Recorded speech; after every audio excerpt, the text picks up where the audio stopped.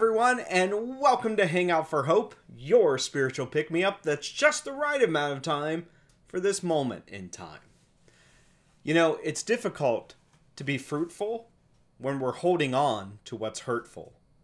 Let me say that again. It's difficult to be fruitful when we're holding on to what's hurtful. Unforgiveness will have a compounding effect in our life and in the lives of those we interact with, far beyond what we may even know. Tonight, we are continuing our series entitled Forgiving What You Can't Forget by Lisa TerKeurst. In this fifth session of 6, we had to skip the fourth one for time because Ash Wednesday is coming up on February 17th. This session is entitled The Compounding Effect of Unforgiveness. Tonight, let's explore together a very simple question. How is releasing our right to be offended an act of trust in God?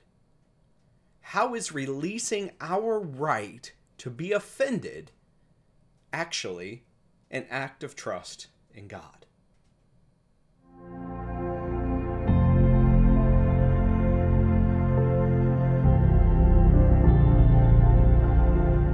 In the last video, we learned that Joseph's brothers intended harm for him, but God did use it for good.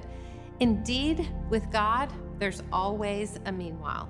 But although God used it for good, there were consequences that had a compounding effect on many, many people. Actually, I want to show you how the brothers' unforgiveness and hatred toward Joseph played out for years and years and set off a chain of events that led to the entire nation of Israel being enslaved in Egypt. This is truly shocking.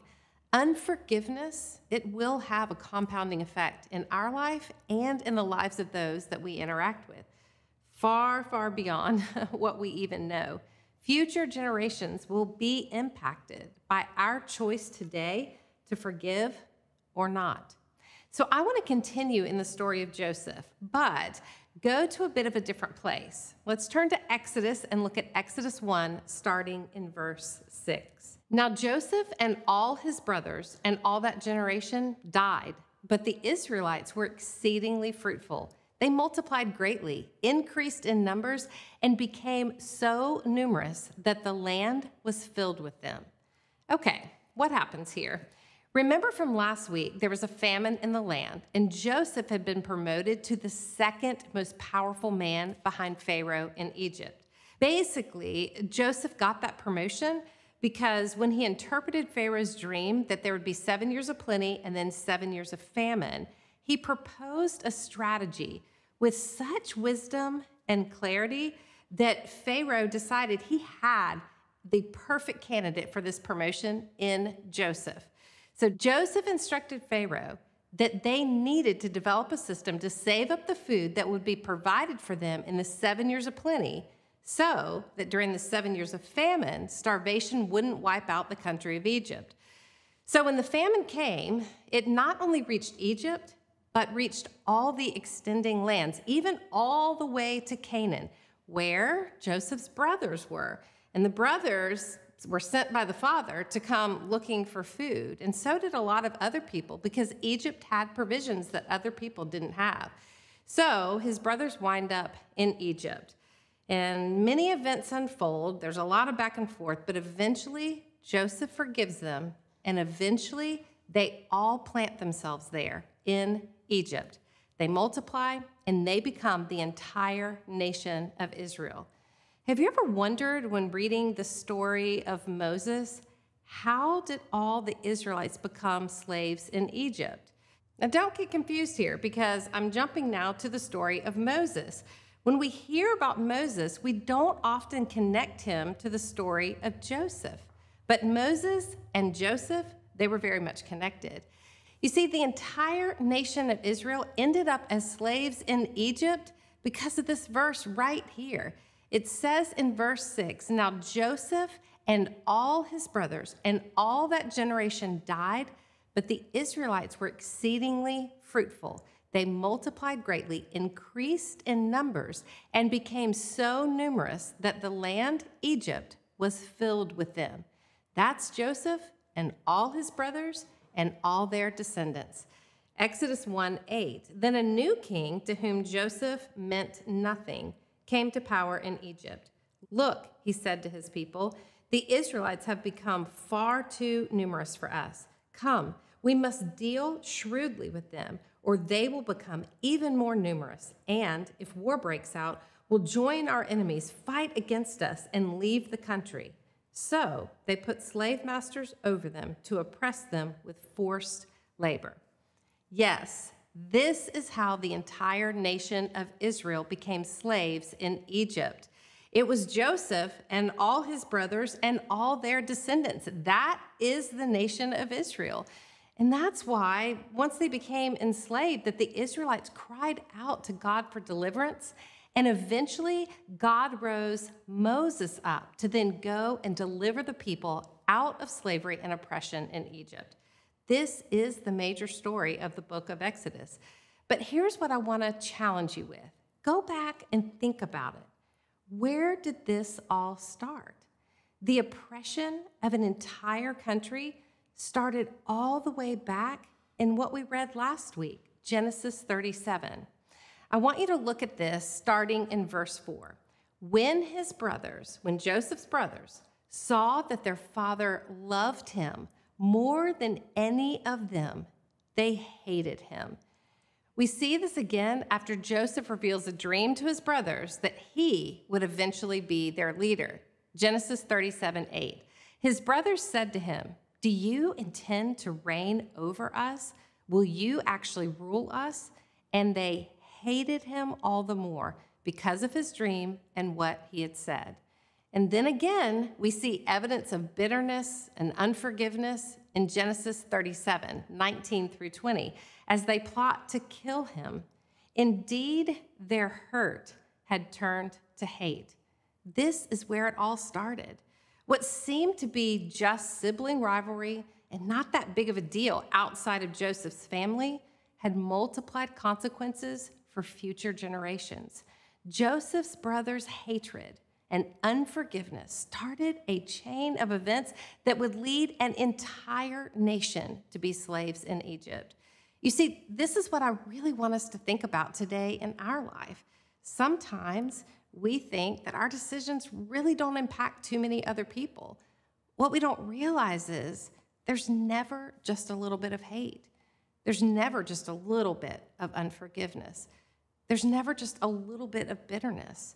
All that mess gets multiplied, and it extends far wide and far deep. It has such far-reaching implications into future generations that we can't even see.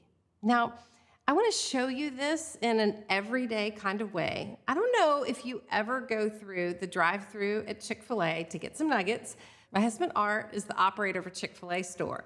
But let's just say you go and you get a sauce with your 8-pack of nuggets. That's costing Chick-fil-A about 15 cents.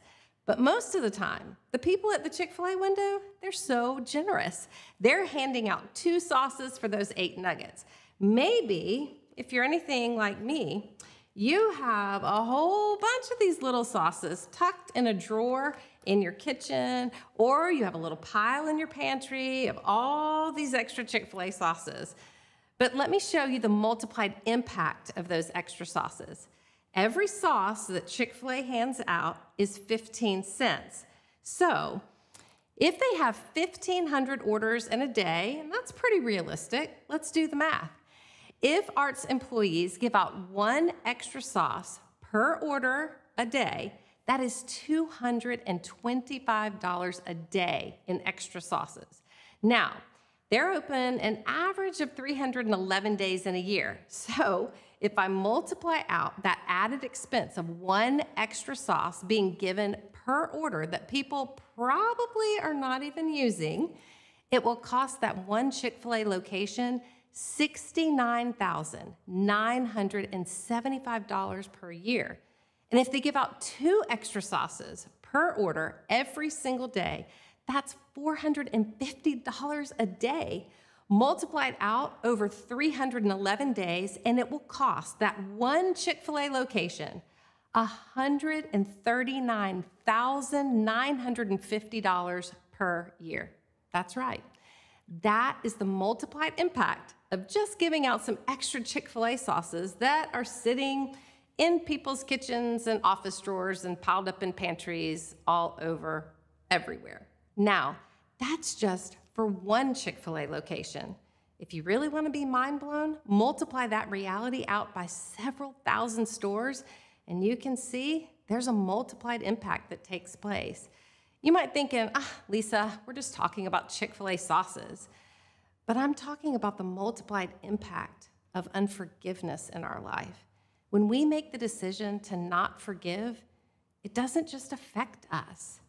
There'll be a multiplied impact that really does extend far wide, far reaching, more than we even know.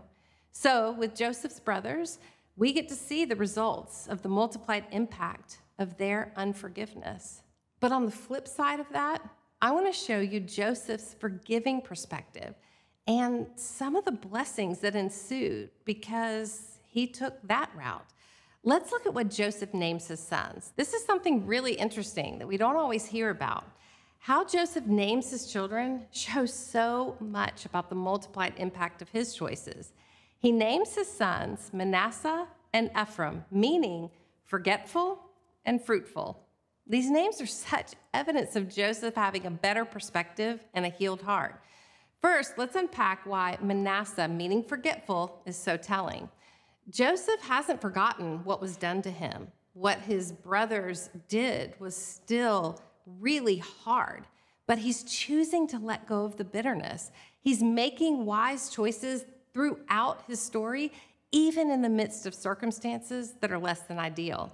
Obviously, Joseph still has memory of what happened, because remember when we read Genesis 50:20, it clearly says, "You intended to harm me."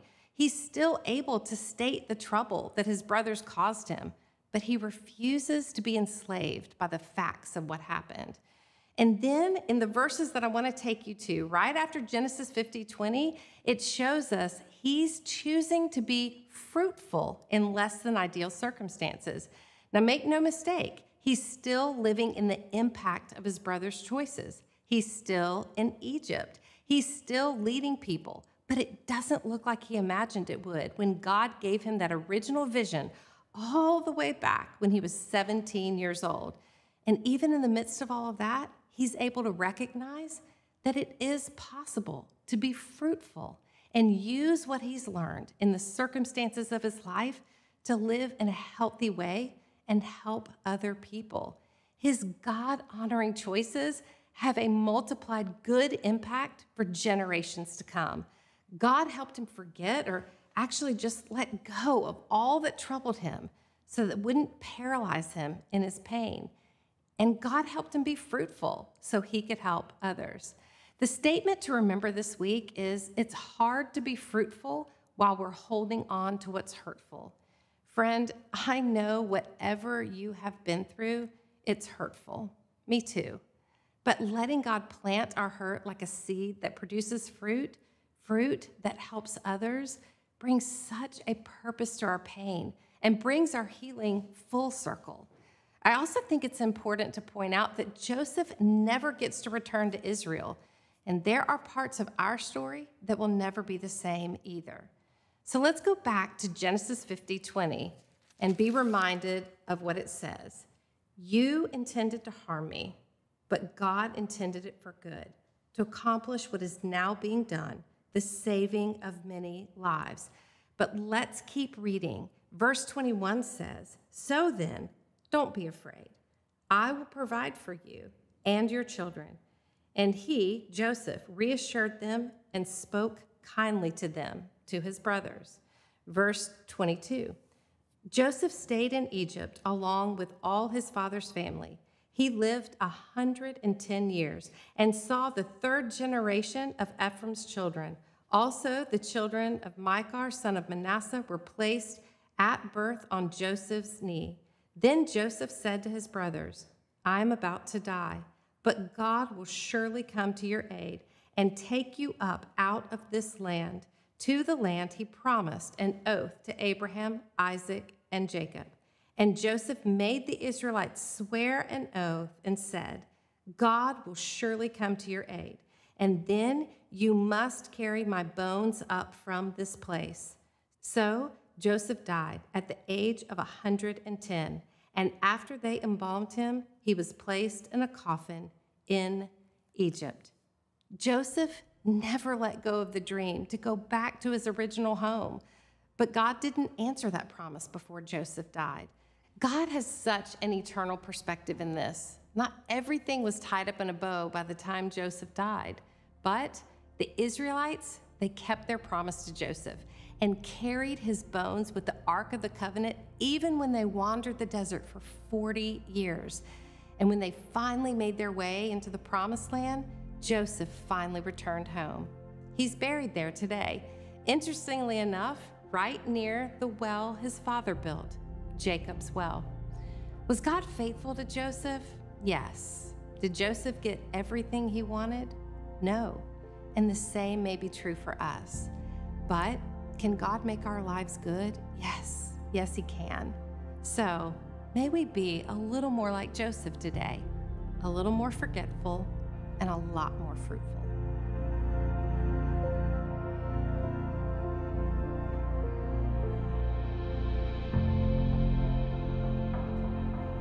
So what do you think? How were you impacted by hearing the connection between Joseph, who was a leader in Egypt, to Moses, who led God's people out of slavery in Egypt, all because of Joseph's brother's choice to hate? Can you think of another example of the far-reaching impact of unforgiveness in your own life, or even in Scripture? Or how about the history of the world? Galatians 6:7-9 says, "Do not be deceived. God is not mocked. For you reap whatever you sow. If you sow to your own flesh, you will reap corruption from the flesh. But if you sow to the Spirit, you will reap eternal life from the Spirit. So let us not grow weary in doing what is right, for we will reap at harvest time if we do not give up." What are some of the things we may reap from a life of sowing bitterness and unforgiveness? What kind of harvest can come from a life of releasing our hurts into the hands of God and sowing forgiveness instead? These are all things I hope that you'll think about the rest of the week. But hey, thanks for joining us tonight on Hangout for Hope. Join us next week as we conclude this series with next week's topic entitled, "This Isn't Easy, but It Is Good." I hope to worship with you soon at Advent ELC. Worship is this Sunday, both in person and online. For more details, visit us at adventelc.org. And remember, this Sunday is the Super Bowl of Caring. Details on how you can show the love of Jesus in a tangible way is at adventelc.org/Super Bowl. But until next time, I'm Pastor Aaron Lane reminding you to take care and to give care in the name of the one from whom all blessings flow. Have a great rest of your week.